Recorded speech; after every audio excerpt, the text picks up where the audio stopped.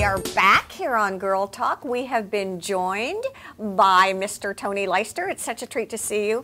I mean, I feel like I saw you for years and years and years and years and years and years and years and years every day, and now I don't get to see him that much. But today we're talking about polo and the culture of polo because it's very chic. Yeah, we were talking about tailgating. I didn't realize that that was part of the whole polo experience. Exactly. And Rotary does it. I didn't know that either. So we just thought we'd catch you up on what we're really talking about. But talk to us a little bit about polo, the culture of polo.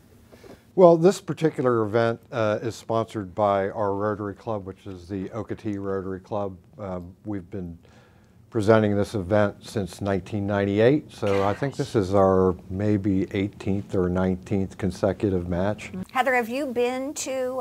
I've never been. Oh, okay, so it's a must-go. Have you been? I haven't. Oh. And I understand through others that it's great for moms, dads, kids, families, singles, whomever. It's a party with a polo match in the middle of it. It really is. And it literally is like that, isn't it? It's kind of like a horseshoe of people and then the actual polo match in between. What can people expect? Okay, Heather hasn't been. Deb hasn't been. I've been a fair amount, but it is a great place for kids. What can they expect? What will they see? How would you prepare for it? Oh, it's a family event. There's two components to it as far as watching it. You can either reserve space, and there's a fee for that, of course. But what does that mean, reserve space? I would bring a tent in or bring my car in? Well, you can reserve a space for as little as $250. Okay. And bring your own tent, your own picnic, your own beverages, all that kind of stuff, or we can provide all that for you. And it would be, what's interesting, Deb, is when you go, literally, oh, I'm sorry, I'm dropping the poster. Hold that for me because I'm so clumsy. But literally when you go, is this true, you'll find people with linen tablecloths and silver settings. Absolutely. And it's done. No. Classy. And then next to it will be your KFC. And then your beer. it's the court. But don't you think it's a little bit of everything for everybody? You could see somebody there in a suit and tie. You could see somebody there in flip-flops and shorts. That's exactly true. Tell her, if you will, about hats. I know hats are really big for the women. Well, yeah, we have a best hat competition, so, you know, dust that hat off and bring it out. It doesn't... Like, almost like the Derby. The Kentucky Derby, I was just going to say that. Yeah. We also give away a prize for the best tailgating presentation. See, that's that... What are some of the chic tailgating things that I mean, I've seen major spreads. Oh, absolutely. You know, yeah. Chateaubriand and little... Break out the Sterling and the champagne, and on the general admission side, it could be as simple as just spreading out a blanket and picking up a sandwich at the grocery store on the way out. Tell me, if you will, a little bit about the actual polo match. Are these professional players? Are these low country players? Most of the players in this year's match are from South Carolina and Georgia, mostly from Charleston, Aiken, and Savannah. They're not professional players, although they're great athletes and sportsmen, and they put on quite a match.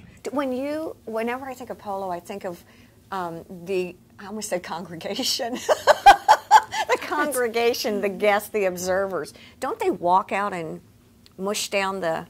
Well, yeah, that's a tradition? A tradition that happens mid-match.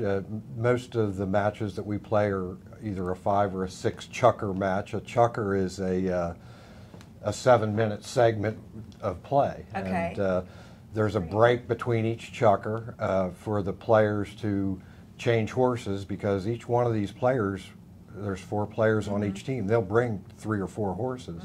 Wow, because, it's pretty neat. I mean, if you've never been there, and I highly recommend that you come, I mean, the athleticism of the players and the horses is stunning. But then you walk out, like you and Liliana would walk out on the field, and it's like where the horses have kind of dug up a divot. Like right. in Pretty Woman. It's exactly what it is. No, that's exactly what it is. The stomping of the divots is a tradition, and you gotta go.